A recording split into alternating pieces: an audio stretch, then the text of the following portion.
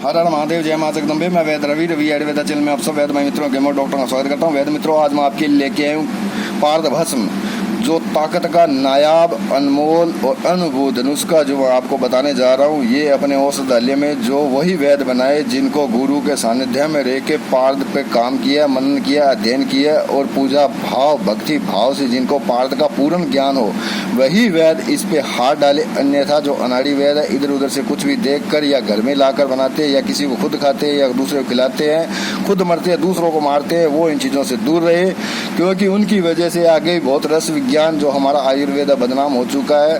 तो काम करना ना करना वो विधाता के हाथ में है, पर लेकिन कार्य वही वैद करे जिनको इनकी चीज़ों के बारे में पूरी तरह जानकारी हो, अच्छा ज्ञान हो, अच्छे गुरु के सानिध्य में रह के जिन्होंने गुरु दीक्षा ली हो, वही वैद इन चीज़ों में हाथ डाले, अन्यथा इनमें हाथ ना डाले। तो चलते हैं नुस्खे क्योर करना क्या। और जो आमजन है उनके लिए भी मैं कह रहा हूँ कि कोई भी वीडियो, कोई भी एड देखकर इधर उधर से कोई भी आपको लगता है भाई ये बहुत आसान चीज़ है, हम जल्दी से बना सकते हैं, तो मैं आपको बता दूं भाई ये जो वीडियो बनती है तो 5, 10, 15 मिनट में बन जाती है, पर लेकिन जब इसको कार्य करते हैं, पारद शुद्ध करने में भी सालों लग जाते हैं। तो ये जितने वैद्यों को पारद शुद्ध करने की जो आसान विधि है उस प्रकार से आप शुद्ध कर लीजिए। पर लेकिन मैं उनको बता दूं भाई जो अनाड़ी आदमी है, जिनको मतलब इन चीज़ों का ज्ञान नहीं है, वीडियो देखकर ये बाजार से सामान खरीद कर ले आते हैं, तो उनको बता देता हूँ मैं भाई ये चीज़ें आसान नहीं है। जब इस पे काम करते हैं तो दिन, महीने, सालों तक लग जाते हैं। तो इन चीज़ों से आप दूर रहे। इसीलिए तो कहा जाता है जिसका काम उसी को साझे दूसरा करे तो ठन बाजे। तो जिनको जिस चीज़ का ज्ञान होता है उसी चीज़ में हाथ डाले, अन्यथा इन चीज़ों में हाथ ना डाले, वरना आपको जान माल का भी नुकसान हो सकता है।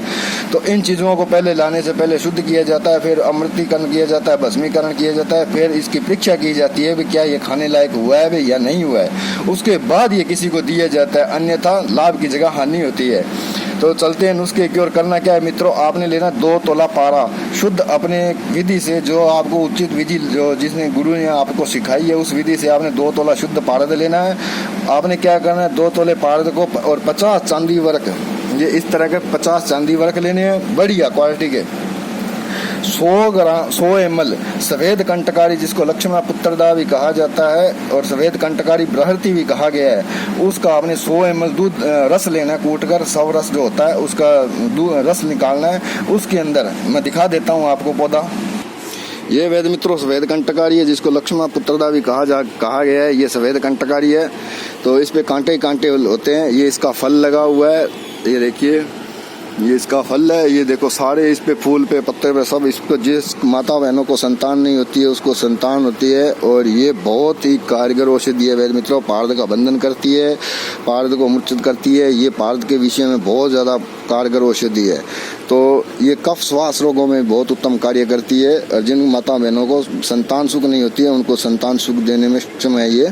तो इसका आपने 100 ml रस लेना है और 3 तोला आपने लेना है गुल्लर का रस, गुल्लर का दूध, और 3 तोला ही लेना काहू का दूध। काहू ये इस प्रकार का गुल्लर सभी को वो पता है, गुल्लर उदुम्बर जिसको बोला जाता है, जो अभी बाग बगीचों में लगे होते हैं, जिसको अंजीर जैसा फल लगता है, उसको आप कहीं से कट मारोगे तो दूध निकलता है। और ये है काहू, इसको कहीं से भी छुओगे तो इस तरह मतलब ये देखो दूध निकलेगा इसमें से। ये देखो ये देखो मेरे हाथ पे भी लग गया, ये देखिए आपको दूध दिखाई दे रहा है। कहीं से बिल्कुल धीरे से छुओगे तो इसका दूध निकलेगा। ये देखिए इसका दूध निकलना शुरू हो गया। तो इसमें बहुत ज़्यादा दूध होता है। ये देखिए आपको दिखाई दे रहा होगा, ये देखिए मैंने यहाँ से तोड़ा, ये देखिए मतलब ये देखिए ये। तो इसका 3 तोला इसका दूध, 3 तोला गुल्लर का दूध और 100 ml आपने सत्यानाश कंटकारी का, सफेद कंटकारी का रस आपने लेना है। पारद को पहले सफेद कंटकारी के रस में खूब अच्छी तरह से खर्ल करना है। खर्ल करने के बाद आपने फिर गुल्लर और काहू का रस, दूध इसमें डाल के खर्ल करना है। ये रबड़ की तरह बन जाएगा। जब पूरा रस दूध इसमें सूख जाने के बाद रबड़ की इसे गोली सी बन जाएगी। गोली बनने के बाद आपको इस एक तरफ सुखा दे। सुखाने के बाद आपने क्या करना है, इसी तरह ही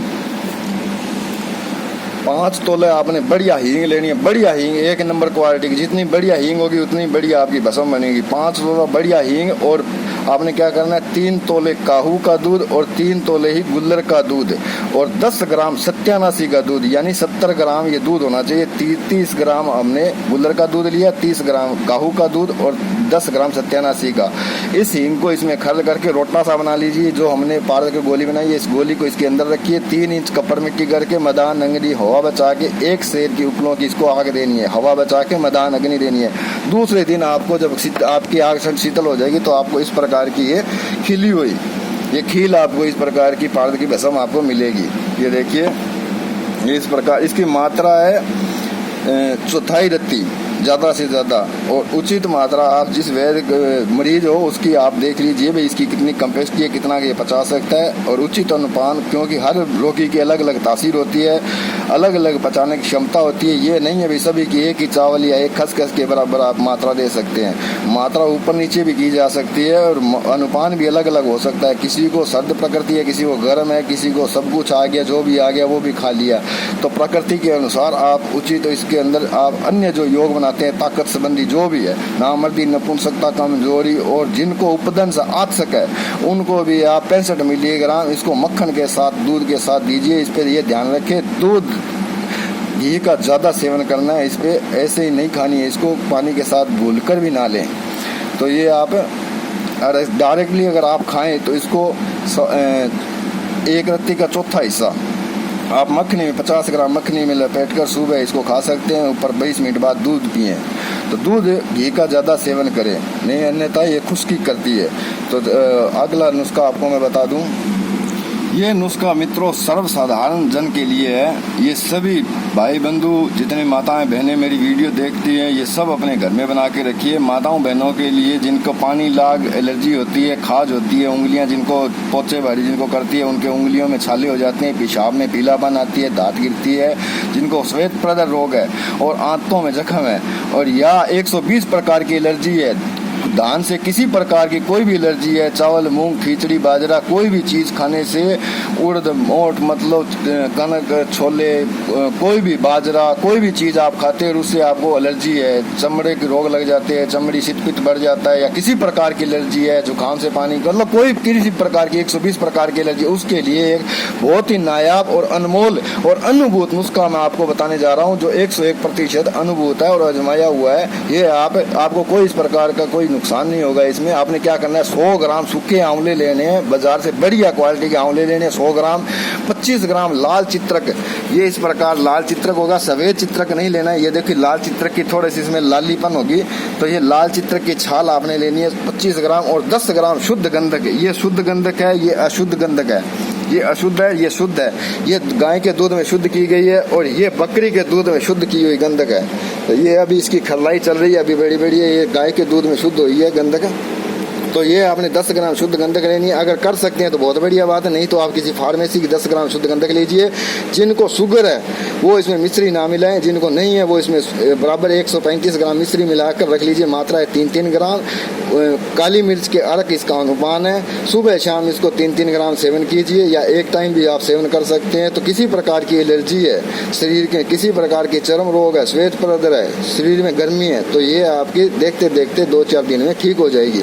तो ये आप अपने घरों में आप इसको बना सकते हैं, इस्तेमाल कर सकते हैं। इसी के साथ अगली वीडियो में आपको कल एक बिलावा गोली जो मेरे साथ वैद्य जुड़े हुए हैं उन सभी को पता है भाई हमारी बिलावा गोली कितनी कारगर औषधि है। तो वो गोली केवल और केवल 15 दिन ही हम इस्तेमाल करवाते हैं। जिनकी शीत प्रकृति है उनके लिए है। तो ये 15 गोली मैं आपको कल बताऊंगा बिलावे की। इसके लिए मतलब आपको शुद्ध बिलावा किस प्रकार शुद्ध करना है, और उसका अगर दुष्परिणाम होता है तो अगर कहीं बिलावा लग जाता है तो उसको किस प्रकार ठीक किया जाता है, वो भी मैं आपको कल बताऊंगा। इसी के साथ बने रहिए मेरे साथ। हर हर महादेव, जय मां जगदम्बे।